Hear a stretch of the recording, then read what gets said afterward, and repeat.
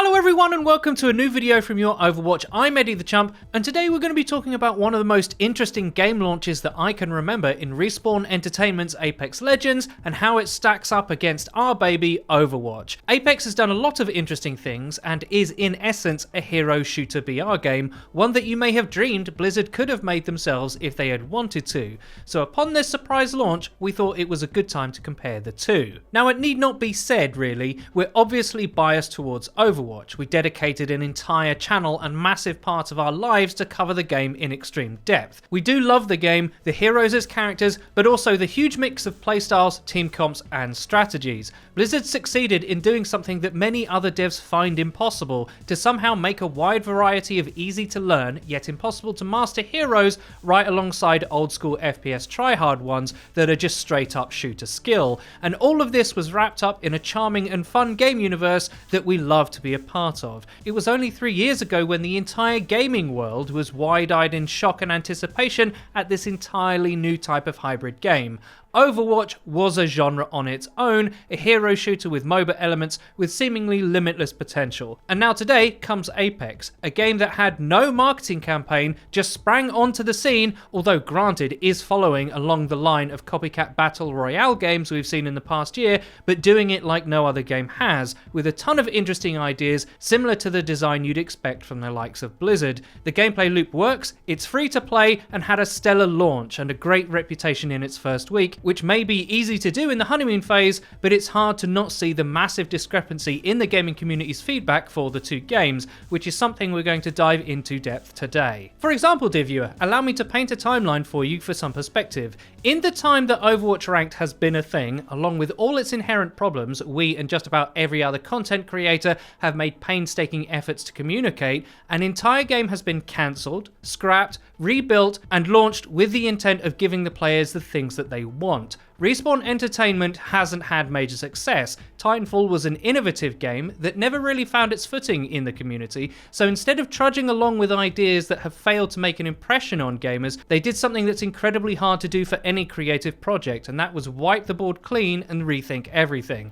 Something that's incredibly impressive about Apex's design isn't just what it does right, but how it does so while clearly abandoning ideas that the developers held strongly to in their last two games. Wall riding, AI bots, and Titans are nowhere to be seen, and instead, in their place, is an overhaul to the gameplay to fit gamers' needs and wants while still keeping the core world. This process, my friends, should sound incredibly familiar. Blizzard did a very similar thing when developing Project Titan, an MMO set in the universe we now know as Overwatch, but scrapped everything, remade something entirely fresh that blew gamers away. The only problem is, it took them 10 odd years to do this process, and this is the creative destruction that needs to be present to keep improving the Overwatch we have today. Yet despite the white noise of how frustrating some of the basic gameplay loops of Overwatch are, there is no timeline set to when meaningful structural change is to come. Now a direct comparison between the two games is obviously a bit moot. Apex is a BR and Overwatch is unflinchingly an esports title. But the odd thing I've noticed amongst the Overwatch community, where BRs such as Fortnite are quite unpopular as a rule, often receiving the Twitch chat meme treatment,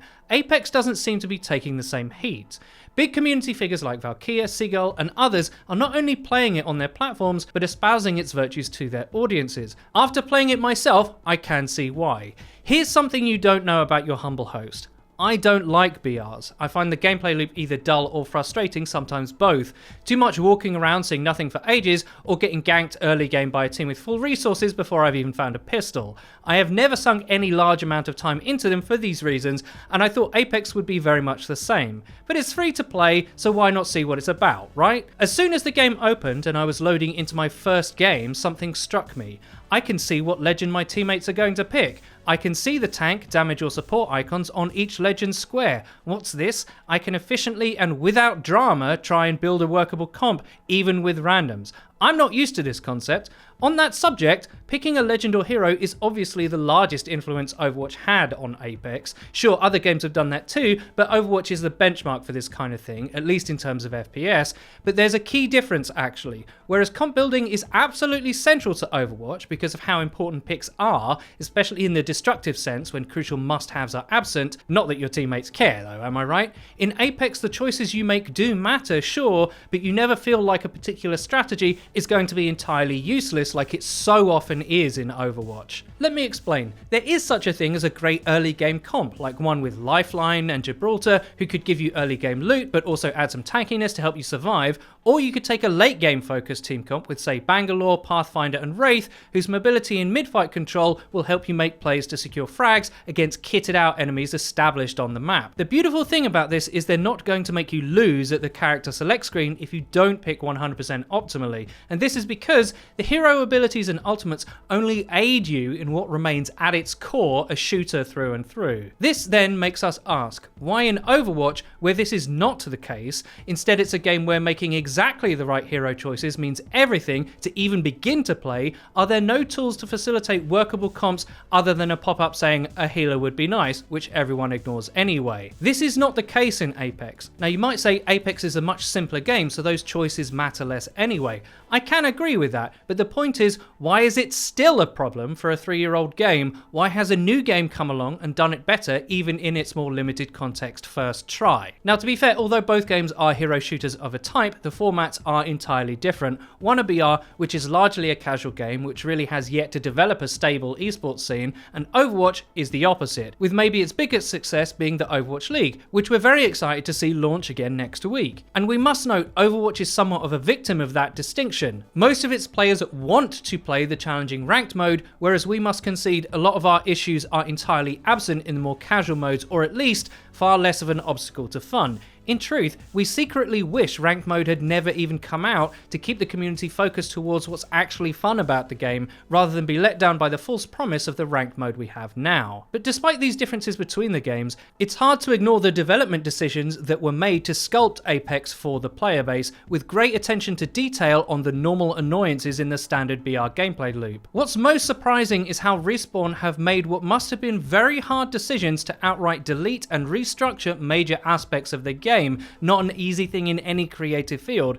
Everyone knows by now Apex was originally Titanfall 3, but there's no double jumping or wall riding. They cut the most definitive unique mechanics they were known for because they thought doing so would make the game better. They've been replaced with other movement systems like zip lines and momentum-based slides, keeping up the pace but allowing for more control on the gameplay via map design. This is genius because what it shows is that they still had the desired effect of movement, but to either lower the barrier of entry or make it work in their new game format. They were willing to transform it to fit the new structure. I think they succeeded in that, just like I think they succeeded with other aspects of design like the ping system and communication options. What you can show or otherwise communicate to your squad mates is truly staggering. For BRs, just finding the right loot, gun attachment or heal kit can be a bit of a chore. Apex lets its players mark all of that for their squad. Even enemy players or areas that you're currently watching are markable on the map and seen in first-person view. This works even when playing with randoms without mics, which is a major benchmark now set in our opinion, and the type of quality of life gameplay loop improvement that goes a long way in a game where you play online with others. Overwatch, by comparison, is quite limited in what info you can feed to your team without voice chat, despite it perhaps being even more crucial there, and thus we hope this sort of system can be created for Overwatch as soon as possible. And it's the totality of these things, these considerations to make their player experience better, that has been all but absent in the Overwatch development post-release. As Seagull famously said in his viral video, we don't need new maps or additional content. What we need are solutions to the problems that have been out in the open for years now. It shouldn't be a chore to enjoy playing your favourite game. We shouldn't need to make guides on how to actually enjoy playing it, but we do, and that needs to change. Blizzard is perfectly capable of making super tough choices. Overwatch itself came out of a surely excruciating choice to scrap the Project Titan that preceded it, but as of late, they haven't really shown the inclination to do that level of introspection. As they've argued, their goal is to give creativity to players, but that isn't a workable premise for an esports game that punishes creativity harshly through gameplay.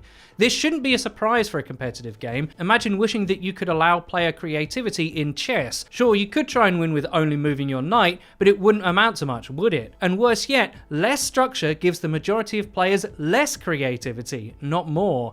Instead of being able to command your own playstyle in Overwatch, you're subject to the lottery of teammates you get get and the roles that they play. So sure, you can select any hero that you want, but since comp matters so much oftentimes, you're selecting a bad experience rather than a fun one where the play is structured and reliable. So instead, many players must fill necessary roles so the gameplay doesn't just collapse, thereby giving them less creativity and control.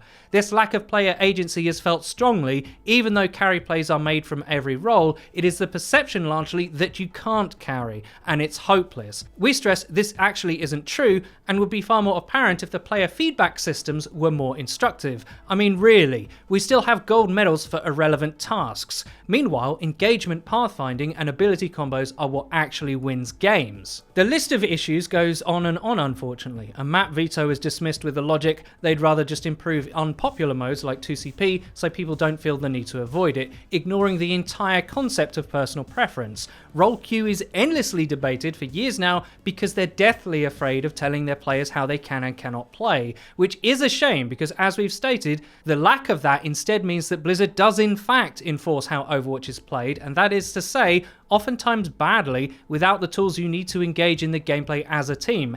Inaction is an action. Not dealing with a problem isn't a solution, it just leaves you with a problem. So where does Blizzard go from here? In short, we would like to see them lean into the game they've made, rather than attempt to dodge the conflicts their systems naturally present. Granted, battle royales are simpler, perhaps easier to develop, but what we want to emphasize is that Respawn was willing to make the sacrifices to set themselves apart from the competition. Blizzard in many ways have done this with Overwatch originally, but in other ways are seemingly afraid of the titan they've created, pun intended. Overwatch is an incredibly hard esports game that takes lengths to hide that from the player. Instead of being willing to sacrifice something to make a better whole, we're left with a slew of contradictions about the expectations the players should have for it.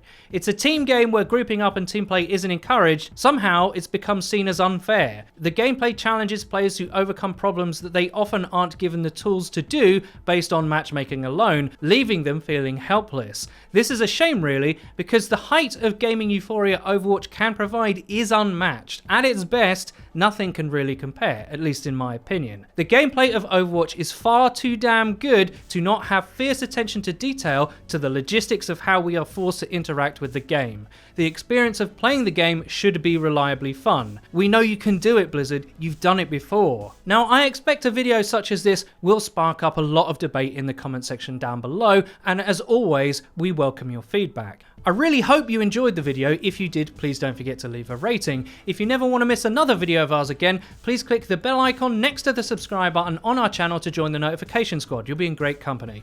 And finally, please follow the Your Overwatch Twitter. It's where you can find updates about new videos and other cool stuff. I've been Eddie the Chump, and until next time,